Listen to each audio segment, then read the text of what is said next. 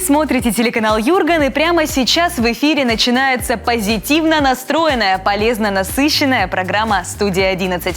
Как и прежде, вас ожидает подборка интересных видеоматериалов, подготовленных нашей неутомимой командой. Начнем, пожалуй. Варежки против перчаток. Да начнется битва! Василий отмечает юбилей. Как идет подготовка к традиционному празднику Коми-песни? Зимой важно одеваться по погоде, иначе можно переохладиться или отморозить какую-нибудь часть тела. А это уже не шутки. Чаще всего мерзнут наши конечности, ноги и руки. И тут все зависит от того, что на них надето.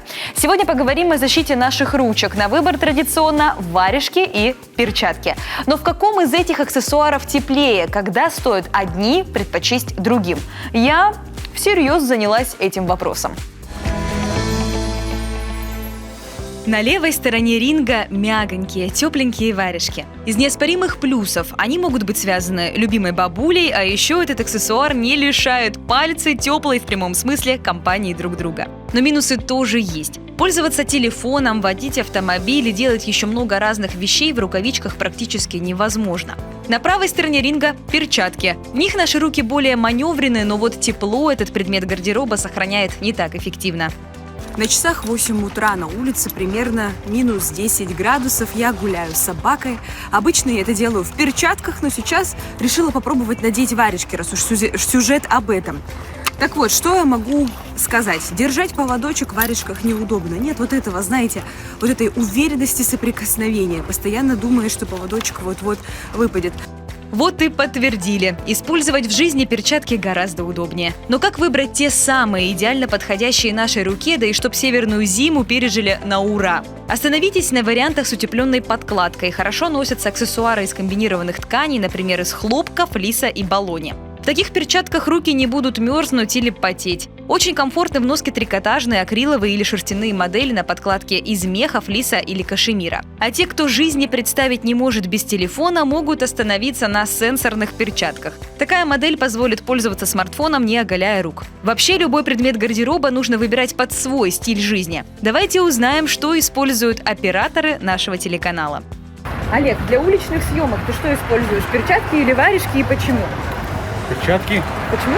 Удобно, пальцы же должны работать. Этот же вопрос мы задали сыктывкарцам и гостям столицы. Осенью перчатки, зимой варежки. Варежки. Почему? Теплее. Что вы больше предпочитаете, варежки или перчатки? Как видно, варежки. Почему? Но они более теплее и лично удобнее для меня. Ответ прост: варежки теплее.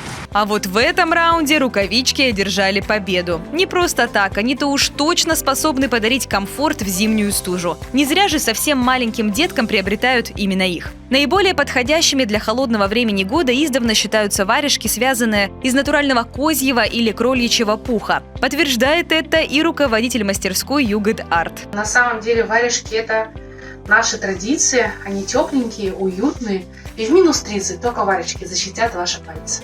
Сейчас на самом деле иду по улице и замечаю, что многие вообще не носят ни варежек, ни перчаток. Друзья, так делать не надо. Переохлаждение конечностей усиливает вероятность спазмов сосудов, что приводит к образованию тромбов, увеличивает риск возникновения инфаркта. Но этот исход возможный в худшем случае. В лучшем руки покраснеют, потрескаются, да и вообще будут выглядеть не очень презентабельно. Размышлять над вопросом, что лучше, варежки или перчатки, можно долго. Но мы-то с вами понимаем, что это совсем не важно. Главное, чтобы в нашу северную зиму руки не мерзли.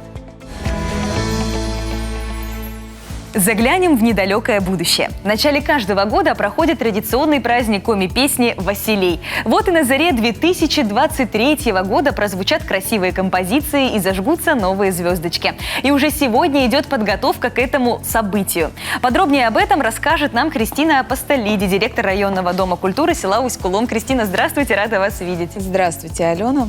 Итак, 30 лет уже празднику Василей. Достаточно такой почтенный возраст, мне кажется, да, для праздника. Да, это очень весомая дата для праздника.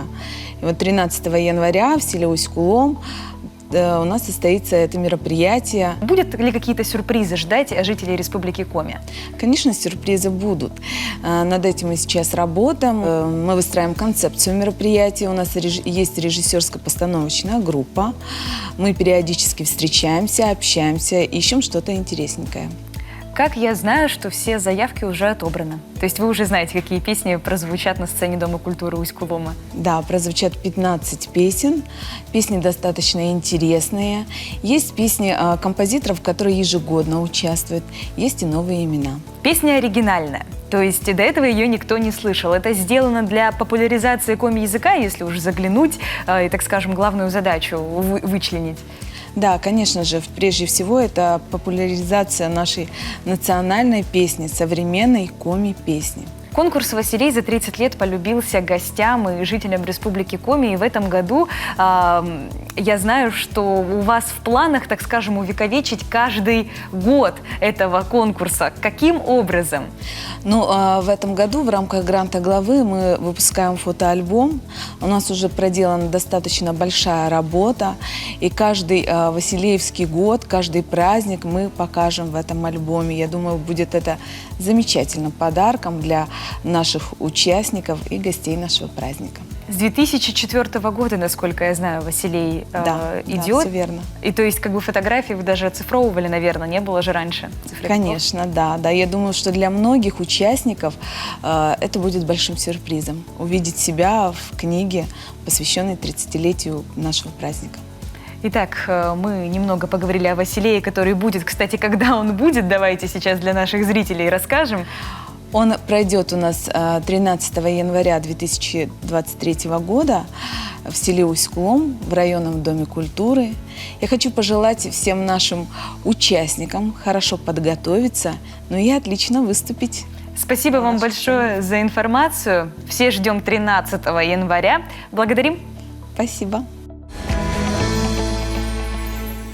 Мы продолжаем делиться с вами интересными и актуальными новостями. И вот еще один видеоматериал, который, безусловно, заслуживает вашего внимания. Сегодня мы хотим вас познакомить с необычной профессией киномеханика. Сегодня этой профессии, в принципе, наверное, не существует, но вот аппарат, который стоит в Коми кино, совершенно реальный. И о нем нам расскажет Александр Павлович. Здравствуйте. Здравствуйте. Расскажите, пожалуйста, когда вот этот аппарат в последний раз, может, показывал в Республике кино? В Республике у нас практически во всех населенных пунктах и в районных центрах находились кинопленочные киноустановки, вот такие вот, в домах культуры, не говоря уже о кинотеатрах. В данный кинопроектор, он стационарный, устанавливался он в кинотеатрах, как правило. Такой. А можете показать, что, вот как происходило? Ну, как заряжать, вот она сейчас заряжена, я могу показать, как она заряжалась, вот как мы сейчас разряжаем ее, да? Угу. Сложная манипуляция вообще? Оно, как сказать, когда первый раз делаешь, все сложно, но когда это многократно, а представляете, киномеханики, они работали, допустим, в кинотеатрах с утра до вечера, да, ну там 2 смены было, и вот они все время только делали, что заряжали, поэтому норматив на зарядку как бы установлен был, чтобы недолго ждать, там что-то такое, где-то 20 секунд, да, ну мы за 20 секунд, да. За 20 секунд должна быть, пленка была заряжена. То есть в каждом кинотеатре стоял вот такой аппарат раньше, да? Лет еще сколько получается? Даже стояли 3 аппарата минимум, потому что 2 аппарата для того, чтобы непрерывно фильм продвигался, да, показывался без перерыва, а 3, так как нагрузка была очень большая в течение дня, значит, и мог аппарат выйти из строя, это резервный. Если сломался или там настройка, можно было на резервный переходить.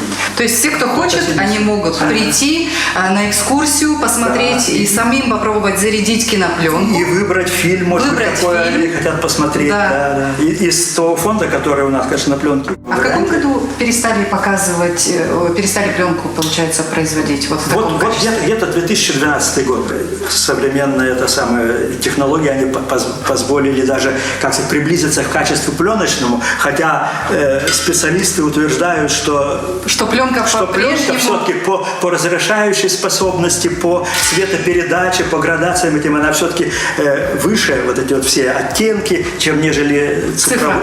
Госфильмофонд у нас, да, который в белых столбах, он пленочные все копии, все исходные материалы, все хранит. У нас, кроме того, есть еще и кроме художественных и научно-популярных, хроникально-документальные фильмы и киножурналы о нашей республике, которые снимали Ленинградская студия документальных фильмов. Поэтому такой фонд как бы платиновый фонд, как у нас говорили, там золотой, серебряный, это самый ценный документальный о нашей республике фильмы. И вот мы подошли к середине нашего выпуска. Продолжим сразу после короткого перерыва. Оставайтесь с нами.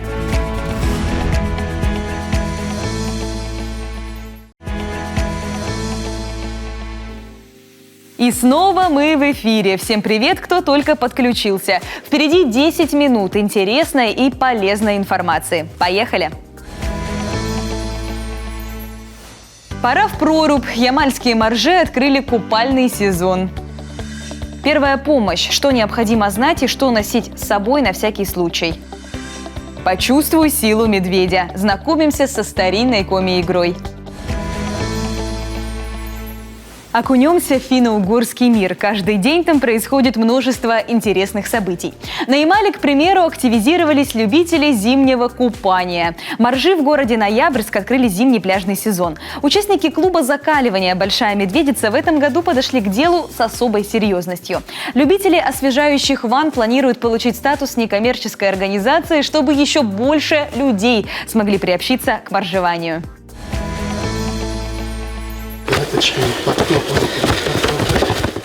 Перед погружением в воду обязательная разминка. Любители закаливания разогревают мышцы, а заодно и привыкают к температуре. Еще один важный ритуал – проработка дыхания. Когда кровь закипела, уже можно и в омут с головой. В воде стабильно +2, +3, на улице -5 градусов. Отлично! Сторонники зимнего плавания по очереди пробуют воду. Говорят, совсем не холодно. Для погружения любят погоду поморозней. Лучше, когда морозит. Вода еще теплее, кажется.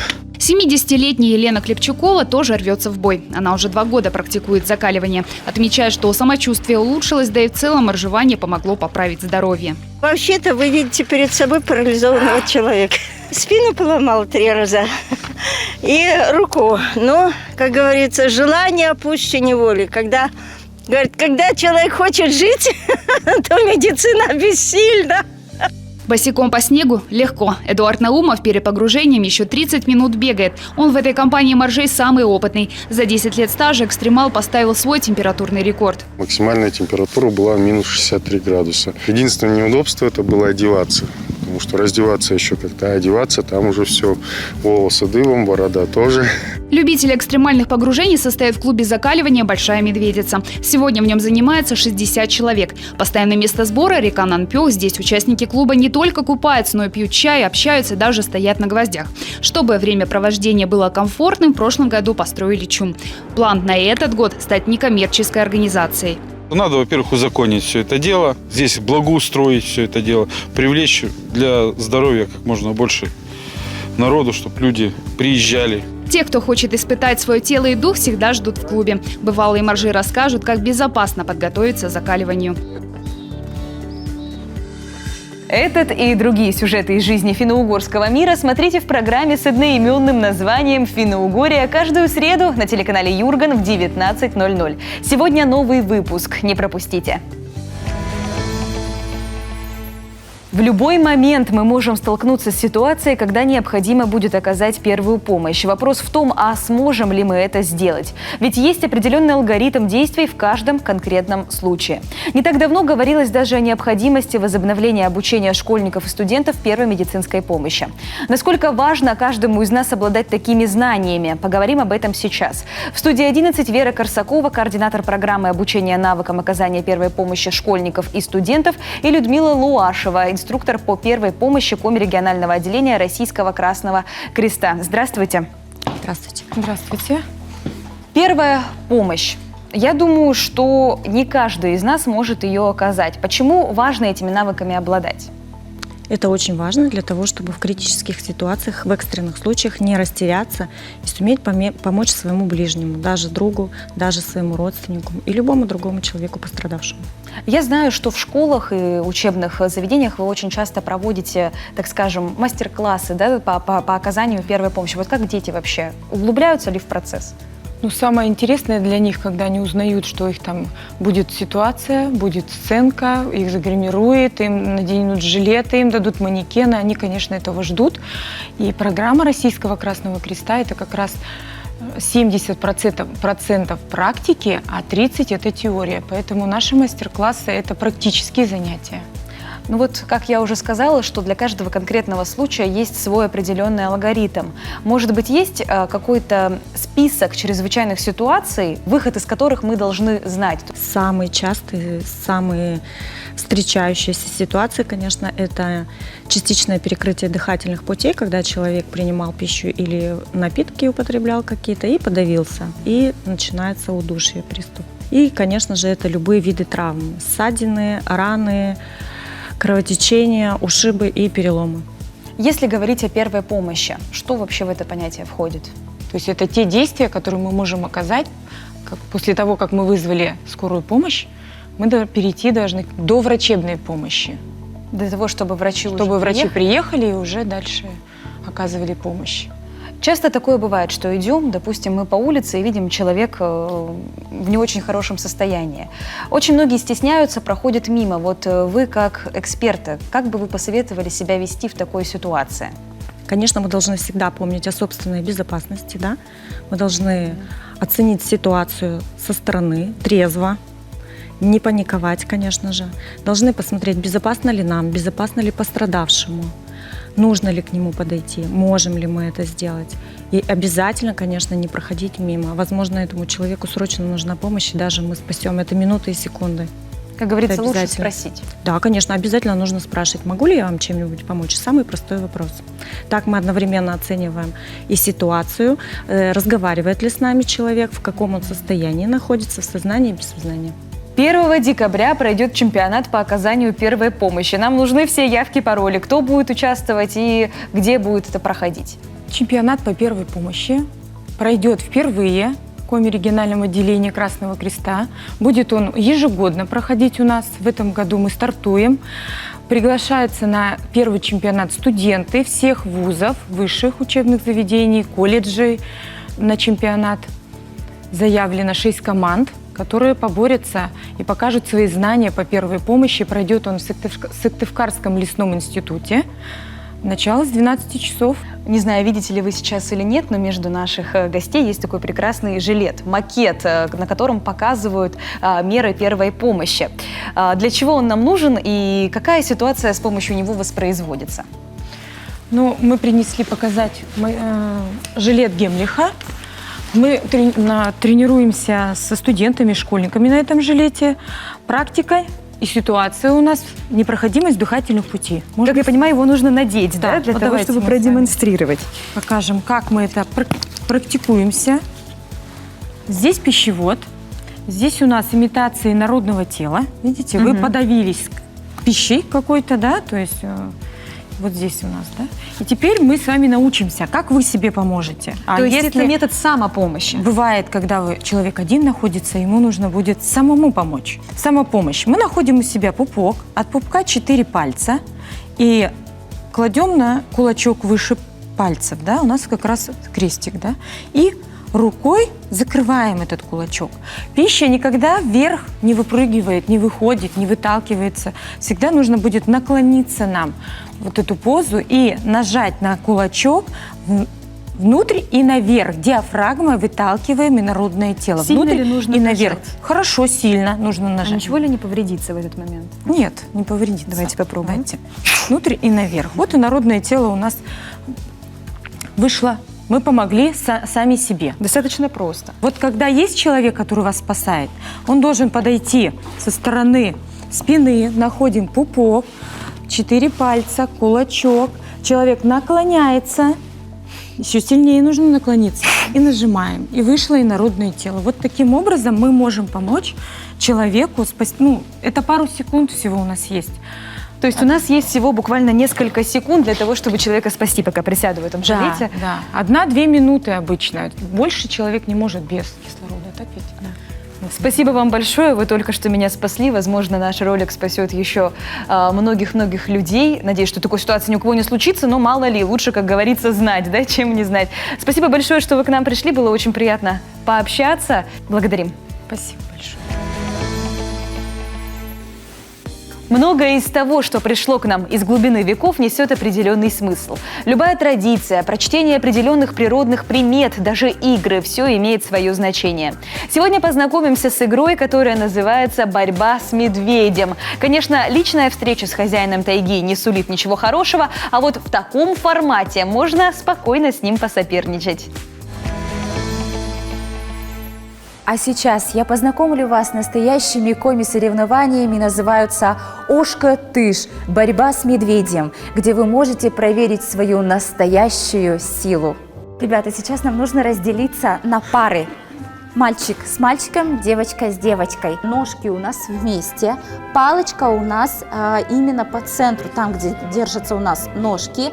Крепко держимся за палку. И на счет эти-кы-куим, 1, 2, 3, мы перетягиваем палку на себя.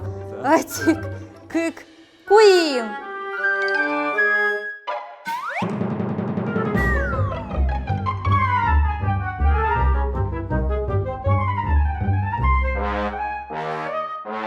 Сейчас мы познакомились с игрой, с комбинациональной игрой, которая называется «Ошка-тыш. Борьба с медведем». Почувствовали свою силу и силу медведя.